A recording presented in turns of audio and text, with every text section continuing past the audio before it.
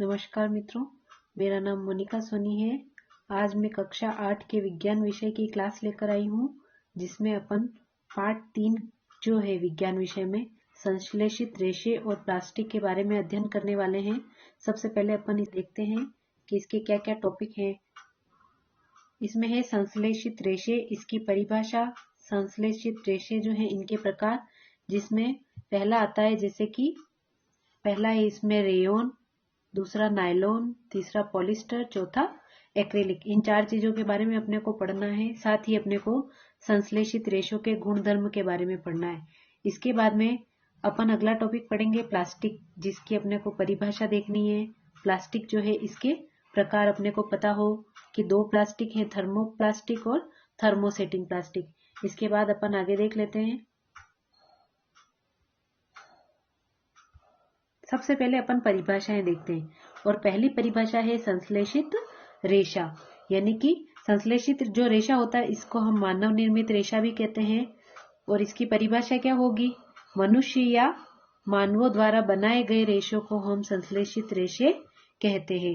मनुष्य या मानव द्वारा बनाए गए रेशों को संश्लेषित रेशे कहा जाता है। ठीक है। अगली परिभाषा आती है इसमें बहुलक। बहु यानी बहुत सारी, लक यानी कि इकाइयां। तो संश्लेषित रेशे जो होते हैं वो बहुत बड़ी इकाइयों से निर्मित होते हैं, जो कि बहुलक कहलाते हैं। यानी कि संश्लेषित रेशा जो होता है उसमें बहुत सारी इकाइयां मिलकर उसको बनाती है। बहुलक जो है वो अनेक छोटी इकाइयों से मिलकर बनते हैं। बहुलक जो शब्द है वो अंग्रेजी का एक शब्द है पॉलीमर, POLYMER, पॉलीमर से बना है। और पॉलीमर जो है वो ग्रीक भाषा के दो शब्दों से बना हुआ है।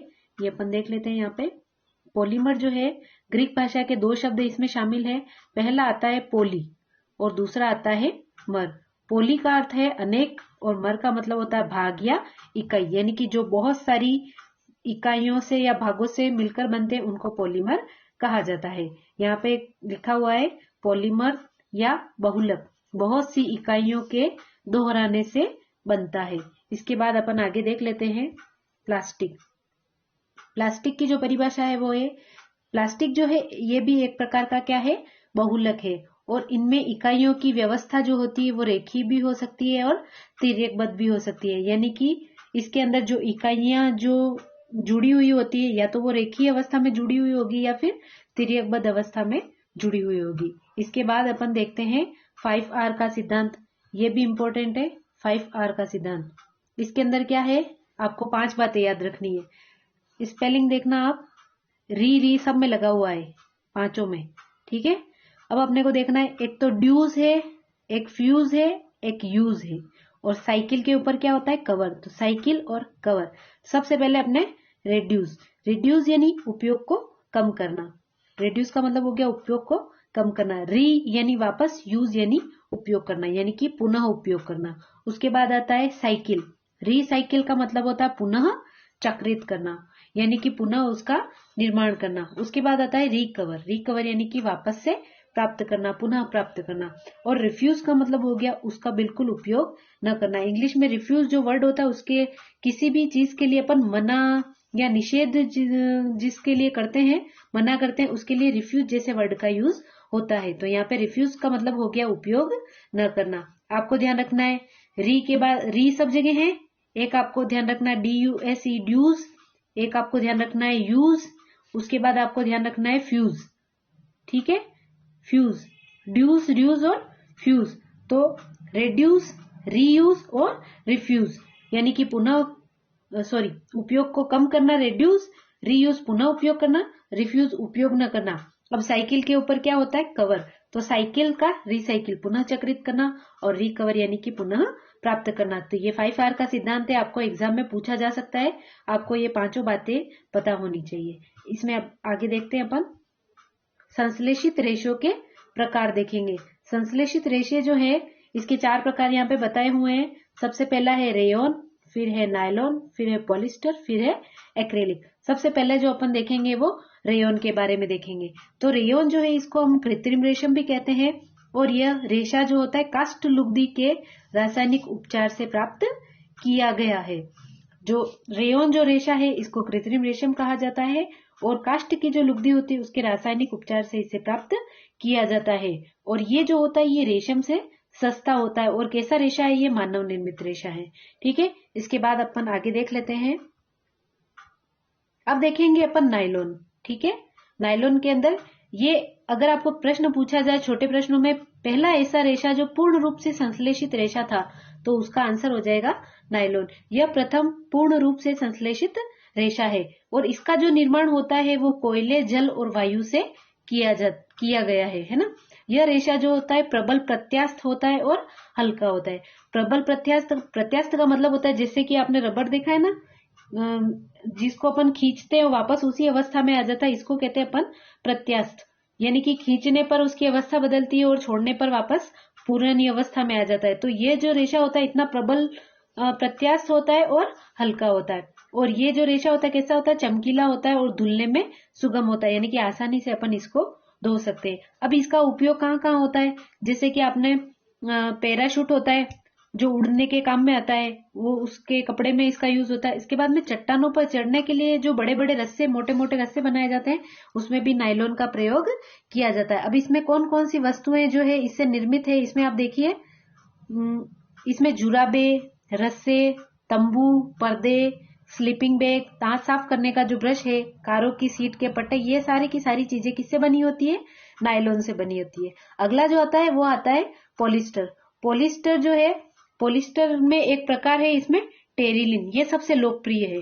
टेरिलिन एक लोकप्रिय पॉलिस्टर है। पॉलिस्टर का एक प्रकार है टेरिलिन और इसका उपयोग जो होता है वस्त्र बनाने में किया जाता है। हम जो जैसे अपनी स्कूल ड्रेस वगैरह ऐसे बहुत सारे कपड़े होते हैं वो किसके बने रहते हैं?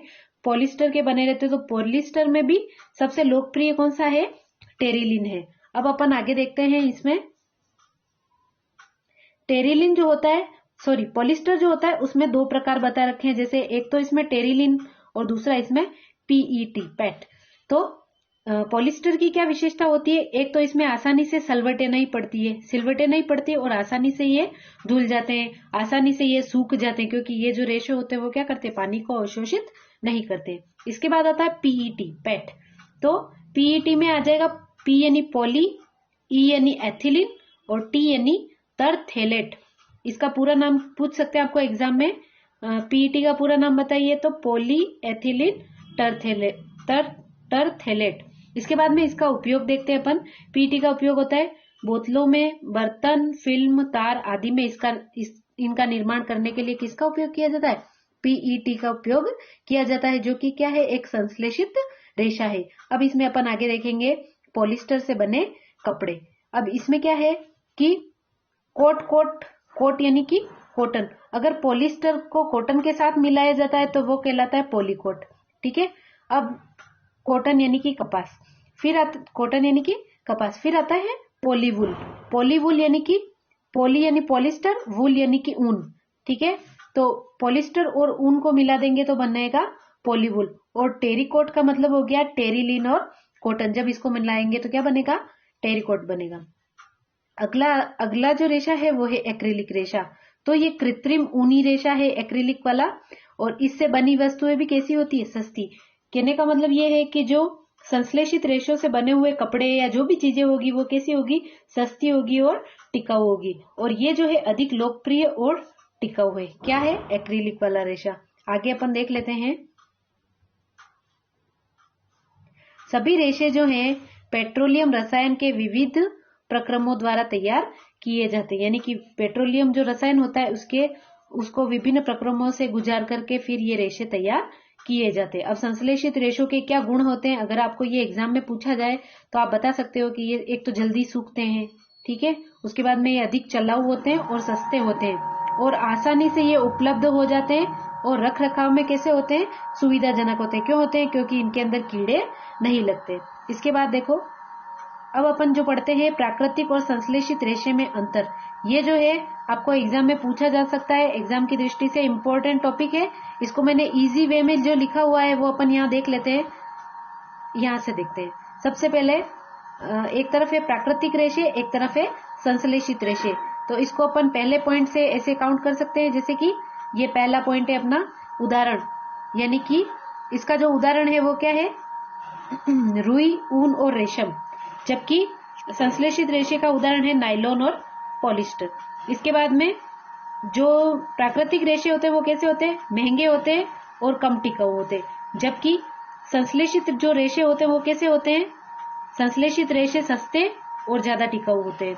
इनसे बने जो वस्त्र वगैरह होते हैं वो सारे, इसमें आसानी से क्या नहीं होती है, इसमें आसानी से जो प्राकृतिक रेशा होता है उसमें आसानी से सिलवटें पड़ जाती है, जबकि जो कृत्रिम रेशा होता है उसमें आसानी से सिलवटें नहीं पड़ती है।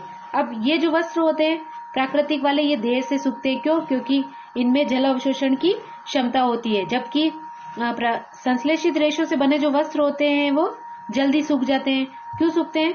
क्योंकि इनके अंदर जल सोखने की क्षमता नहीं होती है, जबकि प्राकृतिक रेशे से बने जो कपड़े होते हैं वो देर से क्यों सूखते हैं, क्योंकि इनमें ये जल को सोख लेते हैं। तो ये वस्त्र देर से सूखते हैं और ये वस्त्र जल्दी सूखते हैं। कारण समझ में आ गया?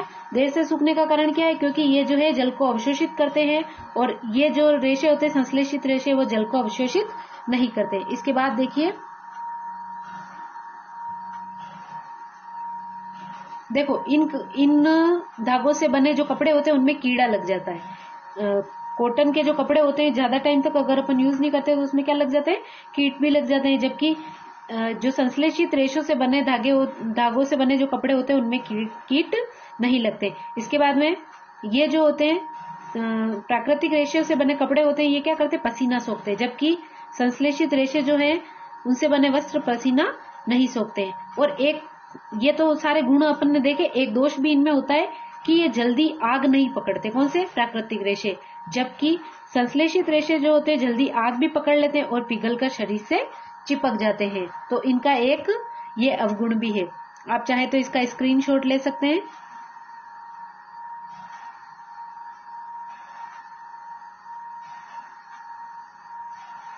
अब आता है प्लास्टिक। अब देखेंगे अपन प्लास्टिक के बारे में। तो प्लास्टिक क्या है? एक प्रकार का बहुलक है। ठीक है, प्लास्टिक एक प्रकार का बहुलक है जिसमें इकाइयों की क्या होती है, व्यवस्था दो तरीके से हो सकती है। इसमें जो इकाइयां जुड़ी होती है एक दूसरे से, या तो रेखीय क्रम में हो सकती है या फिर तिर्यकबद्ध रूप से हो सकती है। अब देखते हैं अपन प्लास्टिक के प्रकार। अब यहाँ से ये प्रश्न भी एग्जाम में आपको पूछा जा सकता है कि प्लास्टिक जो होता है कितने प्रकार का होता है, वर्णन कीजिए, या फिर थर्मोप्लास्टिक और थर्मोसेटिंग प्लास्टिक में अंतर लिखिए। तो प्लास्टिक जो है दो प्रकार का है, एक तो थर्मोप्लास्टिक, एक थर्मोसेटिंग प्लास्टिक। अब अपने को इतना सा ध्यान रखना है कि जो बड़ा वाला है वो दृढ़ है और जो छोटा है वो सुनम्य है। जो छोटा नाम है वो ताप सुनम्य प्लास्टिक है और जो बड़ा नाम है वो ताप दृढ़ प्लास्टिक है। अब अपन इसमें आगे देख लेते हैं। एग्जाम की दृष्टि से इंपॉर्टेंट है, आपको पूछा जा सकता है। सबसे पहले आप इसमें देखिए थर्मोसेटिंग प्लास्टिक, इसको अपन ताप दृढ़ प्लास्टिक भी कहते हैं, और थर्मोप्लास्टिक जिसको अपन ताप सुनम्य प्लास्टिक कहते हैं। इसके बाद आता है, अगर अपन थर्मोसेटिंग प्लास्टिक को अगर गर्म करेंगे तो ये ज्यादा कठोर हो जाता है, जबकि थर्मोप्लास्टिक को अपन गर्म करते हैं तो ये क्या होता है, गर्म करने पर नर्म हो जाते हैं या पिघल जाते हैं। इसके बाद आता है थर्मोसेटिंग प्लास्टिक जो है ये एक आकृति में ढाल लेने के बाद पुनः नई आकृति में नहीं ढाला जा सकता, जबकि थर्मोप्लास्टिक जो है इसको बार बार अपन यूज कर सकते हैं या नई नई आकृतियों में इसको ढाल सकते हैं। इसके साथ ही थर्मोसेटिंग प्लास्टिक जो होता है ये गर्म करने पर अधिक कठोर हो जाता है। इसका मतलब इसमें ऊष्मा को सहन करने की क्या होती है, क्षमता होती है, यानी कि थर्मोसेटिंग प्लास्टिक जो होते हैं अत्यधिक ऊष्मा को सहन कर सकते हैं, जबकि थर्मोप्लास्टिक के अंदर क्या होता है, ये अत्यधिक ऊष्मा को सहन नहीं कर सकते। जैसे इनको गर्म करेंगे और ये क्या हो जाएंगे, पिघल जाएंगे। इसके बाद अगला आता है उदाहरण।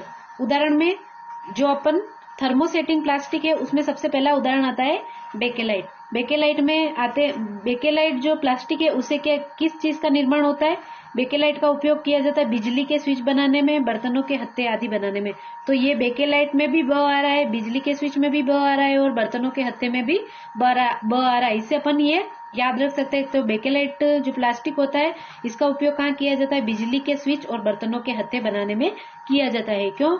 क्योंकि ये जो होता है ये क्या होता है, अत्यधिक कठोर होता है और विद्युत रोधी, उष्मा रोधी और विद्युत रोधी होता है, यानी कि न तो इसमें करंट आता है न ये जो है गर्मी को पाकर गर्म होता है। इसके बाद में एक अगला इसका उदाहरण है मेलामाइन प्लास्टिक।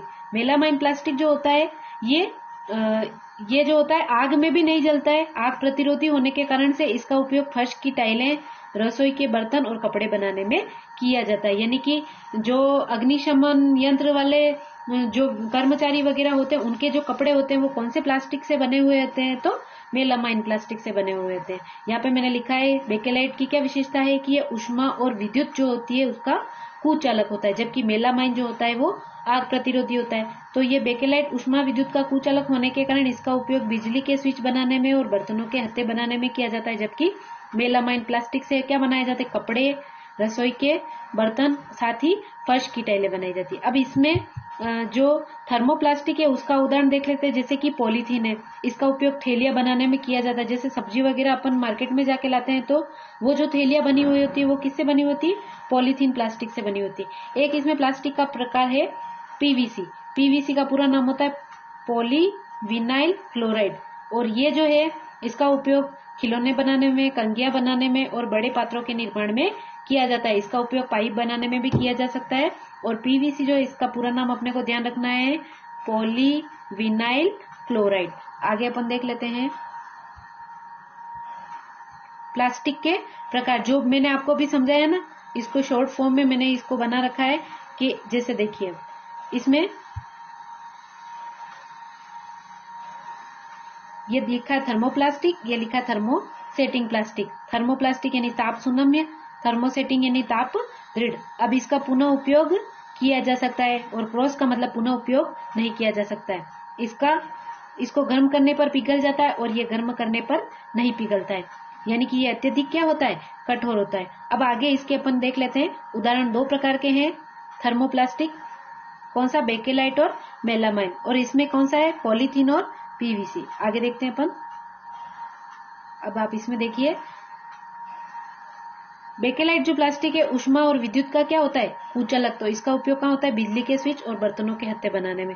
जबकि मेलामाइन प्लास्टिक जो है वो आग प्रतिरोधी होता है और इसका जो उपयोग किया जाता है फर्श की टाइलें बनाने में, रसोई के बर्तन बनाने में और कपड़े बनाने में। यानी कि आग का ये विरोधी होता है, आग का इसके ऊपर कोई इफेक्ट नहीं होता है। अब अपन देखते हैं थर्मोप्लास्टिक में पॉलीथीन का उपयोग थैलियां बनाने में किया जाता है। पीवीसी, पॉलीविनाइल क्लोराइड, और इसका जो उपयोग होता है वो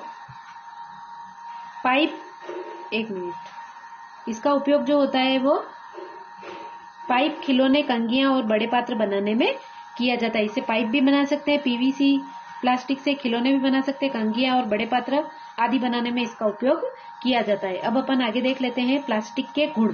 प्लास्टिक के कौन कौन से गुण है। सबसे पहला गुण आता है अनअभिक्रियाशील, यानी कि ये किसी से भी क्रिया नहीं करता है। दूसरा गुण आता है हल्का, प्रबल और चिरस्थायी, यानी वजन में हल्का होता है, प्रबल भी होता है और लंबे समय तक भी इसका उपयोग किया जा सकता है। उसके बाद तीसरा गुण होता है इसका कुचालक, यानी कि ये ऊष्मा और विद्युत का क्या होता है, कुचालक है। इसमें अपन आगे देख लेते हैं। तो प्लास्टिक के गुण दे रखा है, ये प्लास्टिक के गुण दे रखा है। यहाँ पे देखिए अनअभिक्रियाशील, तो किसके लिए अनअभिक्रियाशील है, न तो ये जल से क्रिया करता है न ये वायु से क्रिया करता है, यानी कि यह जल और वायु से क्रिया नहीं करता है। इसके बाद इसका संक्षारण जो है आसानी से नहीं होता है। संक्षारण का मतलब जैसे लोहा होता है उसमें जंग लग जाता है तो धीरे धीरे क्या होता है, लोहा जो होता है खराब होने लग जाता है या नष्ट होने लग जाता है। लेकिन जो प्लास्टिक होता है उसका संक्षारण आसानी से नहीं होता है, यानी कि इसके अंदर जंग नहीं लगता और जल्दी से ये नष्ट नहीं होता है। इसके बाद आता है हल्का, प्रबल और चिरस्थायी। इसके अंदर हल्का, प्रबल, चिरस्थायी होता है। तो धातु से क्या होता है, ये सस्ता होता है। साथ ही इसको जो है विभिन्न आकारों में अपन ढाल सकते हैं। इसका उपयोग विभिन्न आकारों में ढाला जा सकता है। अगला आता है कुचालक। यहाँ से आपको एक प्रश्न पूछ सकते हैं, जैसे ये वाला इंपॉर्टेंट है कि ऊष्मा और विद्युत के लिए कुचालक है। प्लास्टिक जो होता है, कौन सा वाला प्लास्टिक, ये जो ताप दृढ़ वाला है वो ऊष्मा और विद्युत का कुचालक होता है। तो बिजली के जो तार होते हैं उसके ऊपर जो कवर होते हैं वो किसके बने होते हैं, प्लास्टिक के, यानी कि बिजली के तार प्लास्टिक के कवर से ढके रहते हैं। इसके बाद आपको जैसे ये प्रश्न भी पूछ सकते हैं कि खाना बनाने वाले बर्तनों के हत्थे प्लास्टिक के क्यों बने होते हैं, तो उत्तर हो जाएगा क्योंकि वो ऊष्मा के कुचालक होते हैं। अगर आपको प्रश्न यहाँ पे भी पूछ सकते हैं कि बिजली के तार जो होते हैं वो उसके ऊपर प्लास्टिक के कवर क्यों लगाए जाते हैं या प्लास्टिक के कवर से क्यों ढके होते हैं, तो कारण क्या हो जाएगा इसका, क्योंकि ये विद्युत के क्या होते हैं, कुचालक होते हैं। ठीक है, कारण ये लिखा हुआ है विद्युत के कुचालक होते हैं। इसके बाद आता है नॉन स्टिक बर्तन का नाम आपने सुना होगा, जिसके अंदर खाना जो है चिपकता नहीं है, तो उसमें एक प्लास्टिक का प्रयोग किया जाता है, उसका नाम है टेफ्लॉन। टेफ्लॉन नामक प्लास्टिक से बने हुए बर्तन होते हैं, वो नॉन स्टिक बर्तन होते हैं।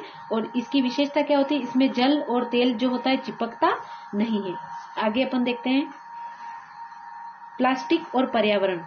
ठीक है, यहाँ पे एक टॉपिक और आ जाता है, यहाँ ये भी इंपॉर्टेंट है एग्जाम के हिसाब से, कि जैव निम्नीकरणीय और जैव अनिम्नीकरणीय पदार्थ में क्या लिखिए, अंतर लिखिए।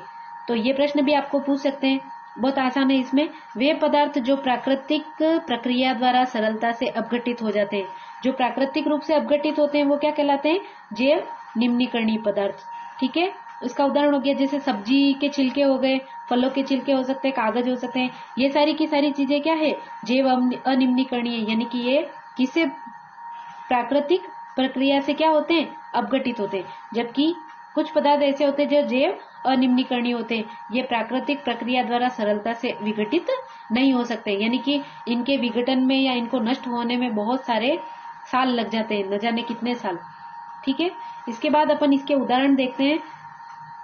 जैव अनिम्नीकरणीय पदार्थ में जैसे प्लास्टिक से बनी हुई वस्तुएं, टीन, एल्यूमिनियम और अन्य धातु के जो डिब्बे होते हैं, प्लास्टिक की थैलियां, ये सारी की सारी चीजें क्या है, पर्यावरण के लिए उपयोगी नहीं है और पर्यावरण के लिए नुकसानदायक है। फिर मैंने 5R का सिद्धांत आपको उस टाइम बताया था, रेड्यूस, रीयूज, रिसाइकिल, रिकवर और रिफ्यूज।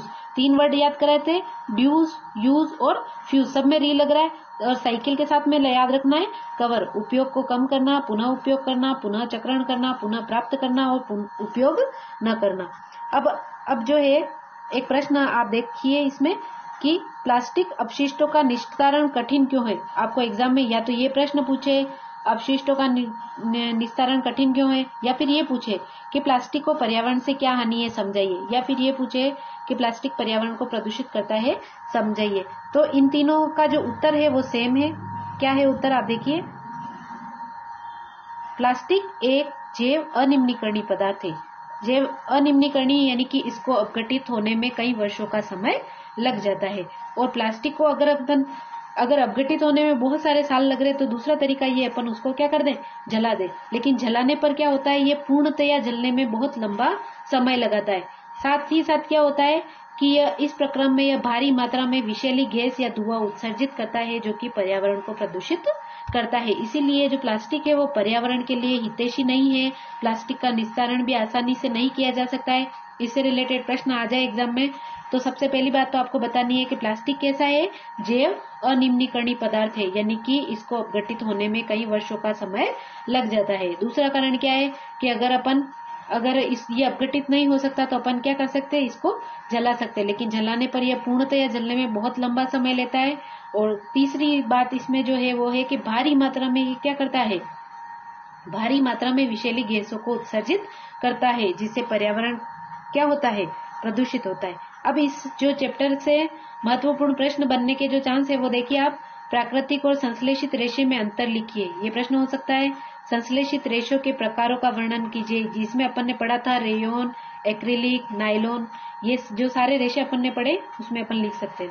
और संश्लेषित रेशों के गुणधर्म भी अपन पढ़ चुके हैं, जल्दी सूखते हैं, पानी को नहीं सोखते हैं, उसके बाद में सिलवटें नहीं पड़ती है, कीड़े नहीं लगते, तो ये सारी की सारी बातें आप इस प्रश्न के उत्तर में लिख सकते हैं। फिर प्लास्टिक के प्रकारों का वर्णन कीजिए, थर्मोप्लास्टिक और थर्मोसेटिंग प्लास्टिक। तो आपको इससे रिलेटेड 3 प्रकार के प्रश्न पूछ सकते हैं, या तो ये पूछे प्लास्टिक के प्रकारों का वर्णन कीजिए, या फिर ये पूछे प्लास्टिक के प्रकारों का उदाहरण सहित वर्णन कीजिए, या फिर ये पूछे थर्मोप्लास्टिक और थर्मोसेटिंग प्लास्टिक में उदाहरण सहित अंतर लिखिए। तीनों का उत्तर एक ही है जो मैंने आपको बताया था, थर्मोप्लास्टिक और थर्मोसेटिंग प्लास्टिक में अंतर। उसके बाद में प्लास्टिक के गुणों का वर्णन कीजिए। तो आपने को प्लास्टिक के गुण पढ़े थे ना कि ये अनअभिक्रियाशील होता है, या फिर ये कुचालक होता है विद्युत का और ऊष्मा का।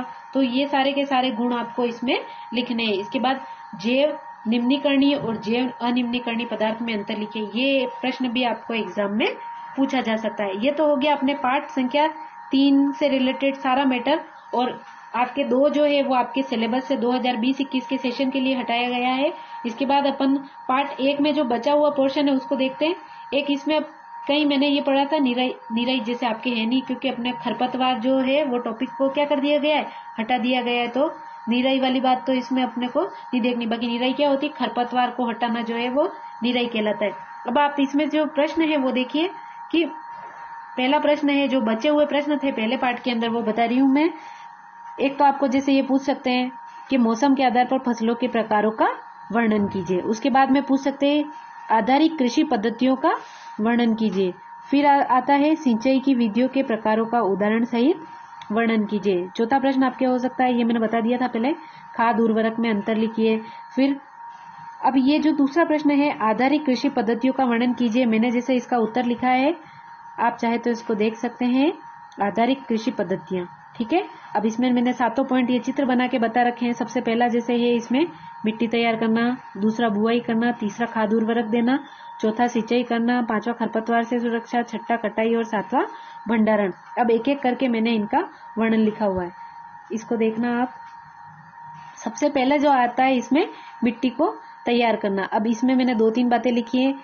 अब ये वाली लाइन हर एक चरण में लिख सकते हैं। जैसे 7 चरण है तो ये पहला चरण है, फिर दूसरा चरण में जब दूसरा पॉइंट लिखेंगे तब यह दूसरा चरण है, इस तरीके से लिख सकते हैं। तो मैंने लिखा है यहाँ पे कृषि पद्धति का यह पहला चरण है और इसके तहत किसान क्या करता है, जुताई द्वारा खेत की मिट्टी को उलटने पलटने और पोला करने का कार्य करता है। और इस कार्य में किसका उपयोग करता है, हल का, कुदाली का, कल्टीवेटर। तो कृषि औजारों का नाम भी मैंने लिख दिया है कि इसमें वह हल, कुदाली, कल्टीवेटर और आदि कृषि औजारों का उपयोग करता है। फिर आता है बुआई, तो यह कृषि पद्धति का दूसरा चरण है और इसके तहत जो है,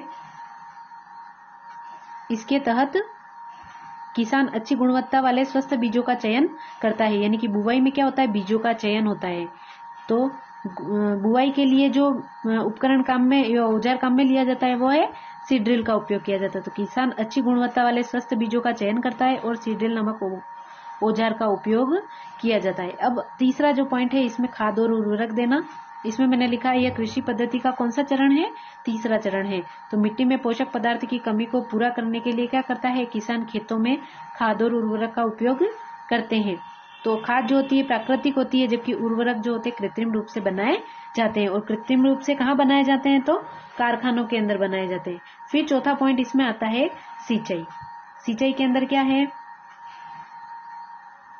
यह कृषि पद्धति का चौथा चरण है। निश्चित अंतराल पर खेत में जल देना सिंचाई कहलाता है। और सिंचाई के लिए जो स्रोत हैं वो कौन कौन से हैं, कुएं, जलकूप, तालाब, झील, नदियां, बांध, नहरें इत्यादि, इन सब से सिंचाई की जाती है। अगला जो पॉइंट है खरपतवार का है, हालांकि यह आपके सिलेबस से हटा दिया गया है, लेकिन अपन इसके बारे में 2 छोटी छोटी बातें लिख सकते हैं। पहला तो ये कि कृषि पद्धति का कौन सा चरण है, तो 5वां चरण है। और दूसरी बात यह कि खरपतवार को हटाना निराई कहलाता है। खरपतवार से सुरक्षा 5वां पॉइंट कंप्लीट।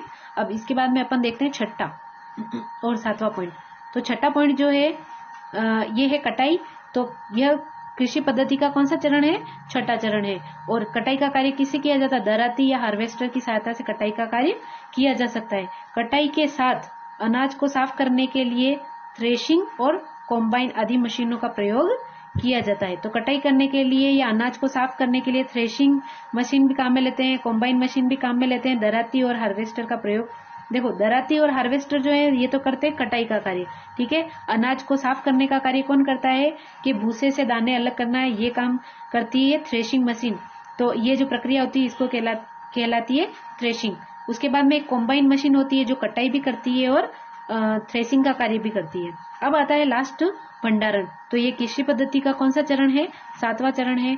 अनाज को सूक्ष्म जीवों, चूहों, कीट, नमी आदि से सुरक्षित करने के लिए इसका भंडारण किया जाता है। और जो बड़े बड़े भंडार गृह होते हैं उनको अपन क्या कहते हैं, साइलो कहते हैं। और ये साइलो जो वर्ड है एग्जाम में आपको पूछा जा सकता है, भाई साइलो किसे कहते हैं, तो अनाज का भंडारण करने के लिए बड़े बड़े भंडार गृह का प्रयोग किया जाता है जिसे हम साइलो कहते हैं। इस तरीके से आपका ये पहला और तीसरा पार्ट कंप्लीट होता है। अगर आपको मेरी वीडियो अच्छी लगे तो आप इसे लाइक करें, शेयर करें और मेरे चैनल को सब्सक्राइब करें। Thank you.